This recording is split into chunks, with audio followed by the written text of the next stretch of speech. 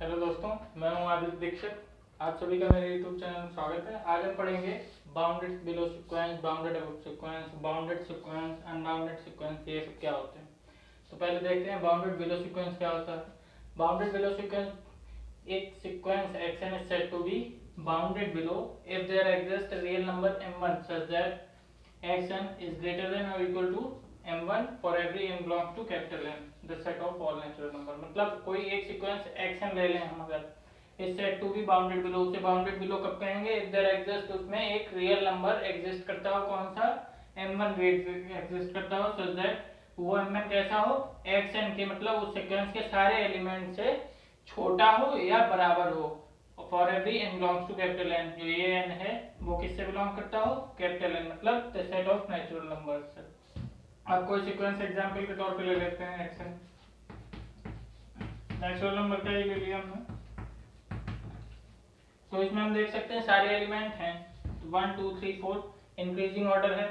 तो इसका जो m1 है वो क्या है? एलिमेंट m1, कोई भी m1, तो ये मिला है 1, मतलब या तो उसके सारे एलिमेंट के बराबर हो, उसके सारे एलिमेंट उस m1 से बराबर हो, या सब बड़े हो उससे। तो 1 है यहाँ पे, जिससे कि जैसे कि x1 है, ये नेचुरल नंबर था, तो x1 के लिए 1 एलिमेंट होगा, x2 के लिए 2 एलिमेंट होगा, 3 के लिए 3 नंबर होगा।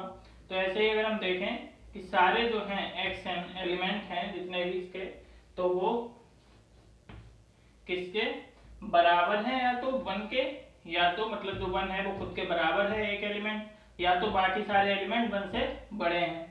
तो हमें एक ऐसा एलिमेंट मिल जाए जिससे, जो कि उस सीक्वेंस के सारे एलिमेंट से छोटा हो या बराबर हो, तो उसे हम सेट को क्या कह देंगे? Bounded below sequence. मतलब या तो कहते हैं दूसरी भाषा में कि इससे छोटा कोई एलिमेंट और हो ही ना, सबसे छोटा एलिमेंट क्या हो जाएगा? Bounded below sequence. मतलब इस सीक्वेंस के सारे एलिमेंट इस नंबर से नीचे नहीं जा सकते, सारे या तो इसके बराबर होंगे या तो इससे बड़े होंगे। बाउंडेड अबव सीक्वेंस क्या होगा?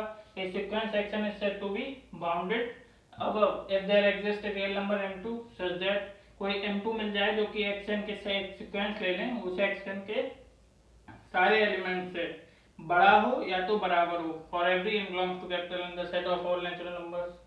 आप कोई सीक्वेंस अगर एग्जांपल के तौर पे ले लें, xn -1 का ले लिया, नेगेटिव नंबर्स का, तो हम देख रहे हैं कि ये जो सीक्वेंस है वो कैसा है? डिक्रीजिंग ऑर्डर का है। तो ये जो एलिमेंट है इसका भी पहला ही एलिमेंट देख लें, तो सबसे बड़ा पहला एलिमेंट है, इससे बड़ा कोई एलिमेंट इसमें है ही नहीं, सब कम होते जा रहे हैं, माइनस के हैं, तो जितने बड़े होते जाएंगे उतने कम होते जाएंगे, सारे नंबर कम होते जा रहे हैं। तो हमें एक m2 मिल गया इस सीक्वेंस में, सारे एलिमेंट जो कि छोटे हैं इस -1 से, बाकी छोटे हैं या बराबर है। बराबर कौन सा है? -1 खुद के बराबर है, बाकी एलिमेंट सारे छोटे हैं। तो हमें इस सेट के लिए कह सकते हैं दूसरी लैंग्वेज में कि ऐसा कोई एलिमेंट मिल जाए जिससे कि कोई बड़ा एलिमेंट उस सेट में हो ही ना, उस सीक्वेंस में हो ही ना, तो हम उसे क्या कह देंगे? बाउंडेड अबव सीक्वेंस कह देंगे। अब बाउंडेड सीक्वेंस किस सीक्वेंस को कब कहेंगे? A sequence xn is said to be bounded। Bounded तब कहेंगे if it is bounded both, जब वो दोनों होगा एक साथ, बिलो भी होगा और अबव भी होगा। ऐसा नहीं है अगर सिर्फ है कि बिलो है तो बाउंडेड बिलो सीक्वेंस कह देंगे, मगर पूरा बाउंडेड नहीं कहेंगे उसे, और बाउंडेड अबव है तो बाउंडेड अबव सिर्फ कहेंगे। या तो हम इसे जैसे कि दूसरी लैंग्वेज में अगर आप चाहें तो ये भी कह सकते हैं, बाउंडेड अबव है तो इसे अनबाउंडेड बिलो भी कह सकते हैं, और बाउंडेड बिलो है तो इसे अनबाउंडेड अबव भी कह सकते हैं। अब बाउंडेड सीक्वेंस के लिए क्या हो? बोथ बिलो एंड अबव, दोनों हो, बाउंडेड बिलो भी हो और बाउंडेड अबव भी हो। तो इसके लिए एग्जांपल अगर देखें, xn देखें तो 1/n ले लीजिए, जिसका n टर्म कैसा हो? 1/n हो। तो देख सकते हैं अगर इसका हम सीक्वेंस बनाए 1/1, 1/2, 1/3 dot dot dot dot.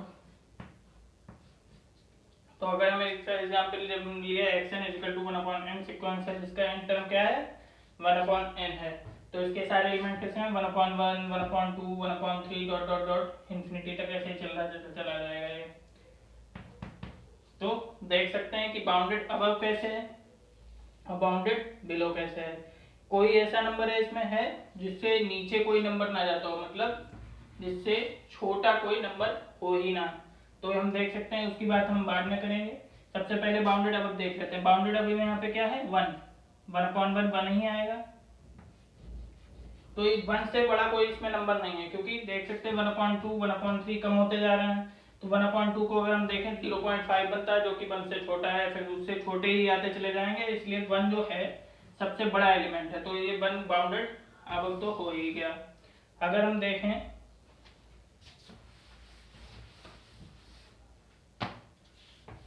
1/1 1/2 1/3 1/4 dot dot dot जो सीक्वेंस है। तो 1 तो हो गया सबसे बड़ा एलिमेंट, तो बाउंडेड अब तो हो गया। अब बाउंडेड बिलो के लिए हम देख सकते हैं, चाहे हम 1/100 भी कर लें या 1/1000 तक भी ले जाएं, या कुछ कितने भी जीरो नीचे बढ़ा लें, 0 पॉइंट अगर इसे सॉल्व करें 0.00001 इतना ही मिलेगा लगभग में, कितना 5 जीरो में, तो इतना मिलेगा। तो हम देख सकते हैं जीरो की तरफ अप्रोच कर रहा है, मगर पूरा पूरा जीरो नहीं आ रहा है। तो बाउंडेड बिलो हम इसे कह सकते हैं। कैसे कह सकते हैं? अगर आपको ऐसे ना समझ में आ रहा हो तो हम ये भी कर सकते हैं कि 1/n सीक्वेंस था, उसके लिए हम उसके एन टर्म में लिमिट लगा दें। तो लिमिट लगा देते हैं इसके इंटर में। एन टर्म कौन सा होता है? 1/n है इसमें।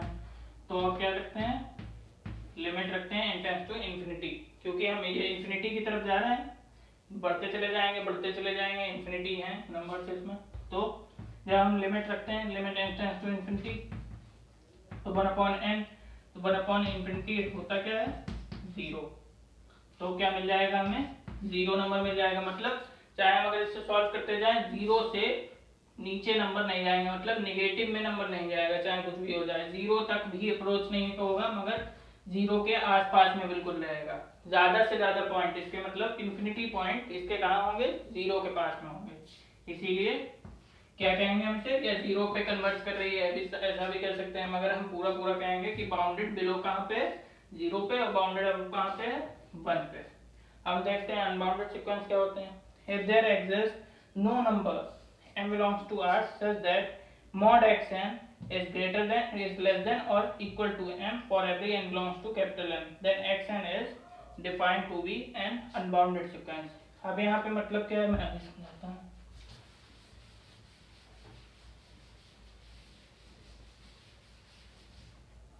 जो mod n कहा गया है, mod xn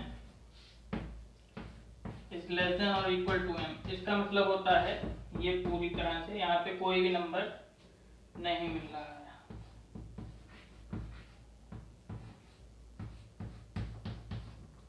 इसका पूरा पूरा इस चीज का ये मतलब होता है। मॉड एक्सन मतलब कोई ऐसा नेगेटिव नंबर भी होगा -m, और कोई ऐसा भी नंबर होगा पॉजिटिव जो कि m की वो उनके बीच में ये आएगा, एक्सन सीक्वेंस लाई करेगा। अब मगर यहाँ पे कहा गया है देयर एग्जिस्ट नो नंबर, ऐसा कोई नंबर ही m नहीं है, ये m है ही नहीं, ऐसा कोई नंबर ही नहीं है।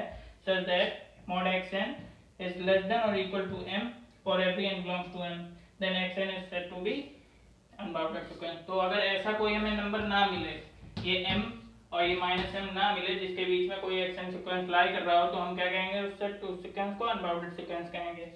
जैसे कि हम एक सीक्वेंस का अनबाउंडेड अब का एग्जांपल देख लेते हैं।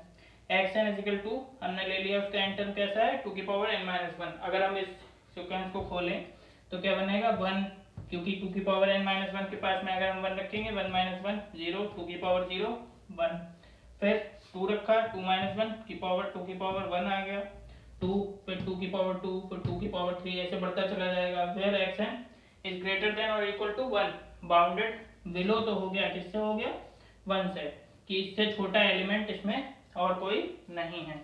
There exist no real number m such that xn is less than or equal to m for every n belongs to m, hence the xn sequence जो है sequence xn that is 2n-1 is unbounded above। मतलब हमें below तो मिल गया, मगर एक कोई above की इसकी नहीं मिली, क्योंकि ये बढ़ता चला जा रहा है, हम पता नहीं कहाँ तक बढ़ेगा और कहाँ तक जाएगा, इसलिए हमने ये कर दिया।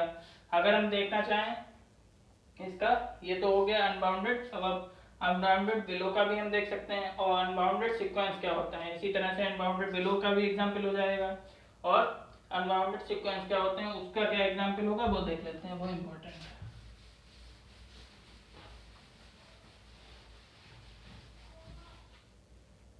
अगर हम अनबाउंडेड बिलो का देखना चाहें तो माइनस का देख सकते हैं, या हम कह सकते हैं जो कि मैंने अभी बताया था, अगर कोई बाउंडेड बिलो सीक्वेंस है तो वो कैसा होगा, अनबाउंडेड अबव होगा। अगर कोई बाउंडेड अबव है तो कैसा होगा, अनबाउंडेड बिलो होगा। तो हम चाहे अनबाउंडेड बिलो के लिए बाउंडेड अबव का भी एग्जांपल ले सकते हैं। अगर हम सीधे सीधे देख सकते हैं, ये तो एग्जांपल हो गया अनबाउंडेड बिलो का, क्योंकि इसमें सबसे बड़ा नंबर -1 मिल रहा है मगर सबसे छोटा नंबर नहीं मिल रहा है हमें कोई भी, वो इन्फिनिटी तक जाएगा, -इन्फिनिटी तक। अब हम देख लेते हैं कि अनबाउंडेड सीक्वेंस का एग्जांपल क्या होगा। तो हम एक सिंपल सा एग्जांपल लेते हैं, -इन्फिनिटी, ये हो गई रियल लाइन। इस पे कितने इनफाइनाइट पॉइंट्स होते हैं,